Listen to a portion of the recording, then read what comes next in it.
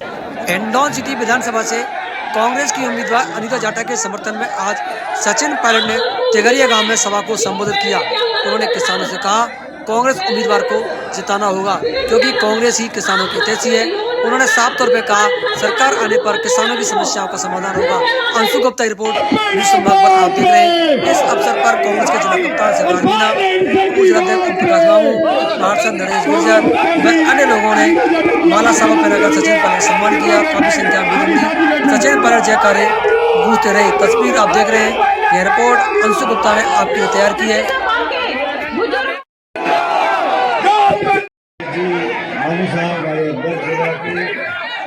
मंच पर उपस्थित सभी नेतागण, कांग्रेस पार्टी के पदाधिकारीगण, आदरणीय बुजुर्गों, माताओं, बहनों, नौजवान दोस्तों, मेरी आवाज़ पीछे तक आपको?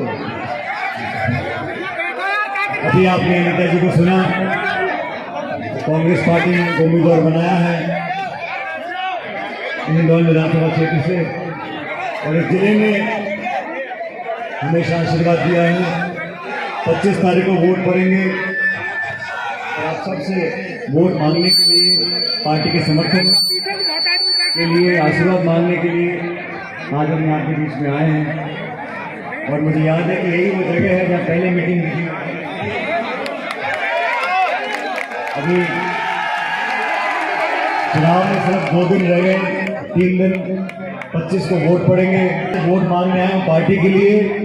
तो कांग्रेस वो पार्टी है जिसने हर वर्ग को पहचान दी, संरक्षण दिया, अधिकार दिया और किसानों के लिए, दलितों के लिए, पिछड़ों के लिए, आदिवासियों के लिए, नौजवानों के लिए एक सकारात्मक सोच रखी है। 10 साल से बीजेपी की सरकार दिल्ली में है। इन 10 सालों में इन्होंने किसानों के खिलाफ 3 काले कानून बनाए, फिर नोटबंदी करी और ये आश्वासन दिया था कि प्रतिवर्ष 2 करोड़ लोगों को, नौजवानों को रोजगार देंगे। आप सबको याद है, कहा था 2 करोड़ हर साल नौकरी देंगे। आज 10 साल होने को आए हैं, 20 करोड़ नौकरियां दिए जानी चाहिए थी। नौकरी तो दी नहीं। जो फौज की भर्ती होती थी, उस फौज की भर्ती हटा के अग्निवीर योजना चालू कर दी। अग्निवीर योजना में कोई तैयारी कर परीक्षा में पास होकर, टेस्ट कर फिजिकल मेडिकल करा के तो फौज में भर्ती हो 19-20 साल की उम्र में और 4 साल के बाद वो छुट्टी घर बैठे थे। तो ये फौज की भर्ती के साथ खिलवाड़ हो रहा है, किसानों के भविष्य के साथ खिलवाड़ हो रहा है। बड़े बड़े उद्योगपतियों को मदद की जा रही है।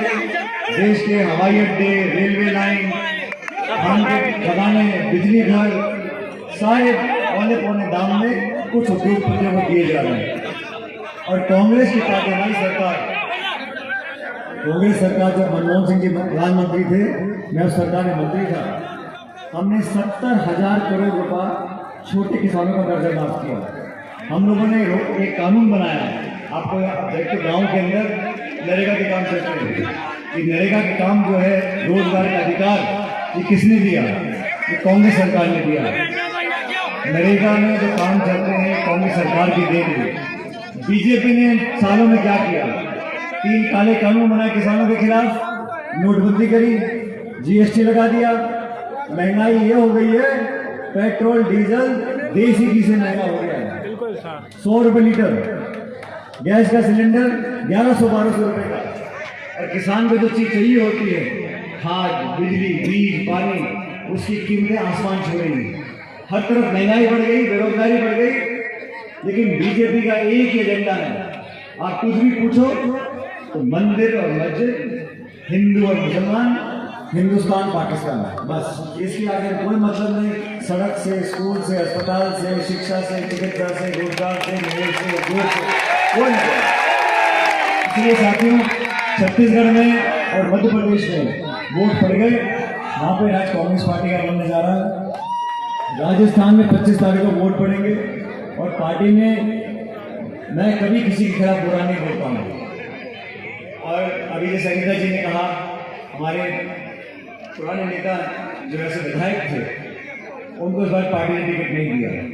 और कई बार राजनीति में होता है, टिकट मिलते हैं, नहीं मिलते, पद मिलते, नहीं मिलते। लेकिन कांग्रेस वो पार्टी है जिसने बहुत कुछ दिया। उसके खिलाफ अगर हम बात करें, मैं समझता हूँ तो शोभा नहीं। मैं कांग्रेस पार्टी के समर्थन में एक 2 मिनट मेरी बात सुनो, मैं सारे काम छोड़कर आपसे वोट मांगने आया हूँ, क्योंकि मैं चाहता हूँ आपके क्षेत्र में एक ऐसे विधायक बने जो कांग्रेस पार्टी से समर्पित हों, जो आपका ध्यान रखें, आपके साथ खड़े रहें, आपके कहने सुनने में आपके विकास के काम कराएं। और ये बात सही है, गुप्ता जी ने टिकट पहले मांगा था, तो मेरे सालों से मांग रही टिकट तो 5, 10, 15 साल से, लेकिन तकदीर जो है ना, इसका कोई भरोसा नहीं है कब कहाँ हो जाए। तो समय सबका आता है, कब आ जाए पता नहीं, इसलिए हमेशा तैयार रहना चाहिए। अब आज चुनाव का समय है, वोट पड़ेगा, और इनको कांग्रेस पार्टी ने, राहुल जी ने, सोनिया गांधी जी ने, खड़गे साहब ने टिकट दिया है, आपके भरोसे पर दिया है।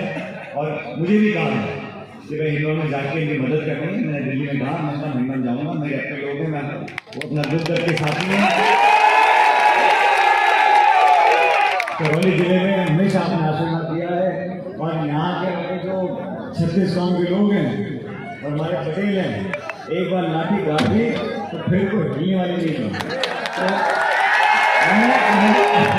तो नेताजी कहा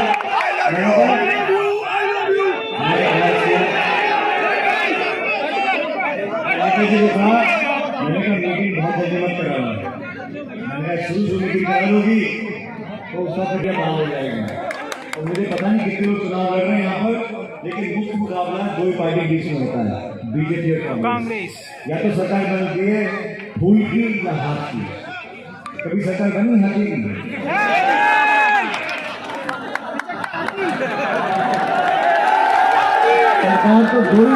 सरकार तो दो ही दलों की बनती है। मैं तभी हाथ जोड़ के आग्रह कर रहा हूँ, देर सवेर सही आज भी अपनी बेटी को आशीर्वाद दे दें, घर बैठ के बुला लें, फैसला माफ करें और पार्टी के साथ जुड़े। आज भी जो लोग उसमें से बाहर चलना है। और फिर कह रहा हूँ, ये कांग्रेस में और बीजेपी में मुकाबला होगा, बाकी जो सभी चुनाव लड़ रहे हैं वो चुनाव जीतने के लिए कोई नहीं लड़ रहा, वो तो इसलिए लड़ रहे हैं कि अनीता जाकर के मैं 2500 3,000 वोट कम कर सकूँ। यही तो है। मैं फिर पूछ रहा हूँ आपसे, या तो सरकार बनती है कमल की या हाथ की, हाथ की तो बन गई कभी नहीं। तो इसलिए मैं तो मन से कहना चाहता हूँ, जो हो गया सो हो गया। आने वाले समय के लिए, समाज के लिए, क्षेत्र के लिए, पार्टी के लिए, विचारधारा के लिए सबको साथ आ जाना चाहिए। और ये तो गए भी देने का राज हो गया। पुराने नेता हैं, जो सम्मान करते हैं, उम्र का सम्मान है, अनुभव का सम्मान है, और समाज की इज्जत भी है, ऐसा नहीं है। लेकिन अब जब चुनाव है और 2 दल लड़ रहे हैं, तो मुझे लगता है कि हमें चुनाव करना पड़ेगा विचारधारा में। मैं बार बार बोलता हूँ, नेता, नियत और नेतृत्व तीनों को हमेशा बेहतर है। और भारतीय जनता पार्टी 10 साल दिल्ली में हो गए और 4.25 साल राजस्थान में खाट के रेट के बंद इसी कमरे में आराम से मजे करते रहे बीजेपी को। जब चुनाव आ गया तो रस में बैठ गए, जन आक्रोश आता है, ना तो उसमें जन थे ना आक्रोश था। और बीजेपी के मैं सवाल देखता रहता हूँ बीजेपी की। अब आप लोग मेरी बात सुन रहे हो, कुछ हंस रहे हो, कुछ ताली बजा रहे हो, लग रहा उनकी सवाल देखिए आपने, कोई दम नहीं।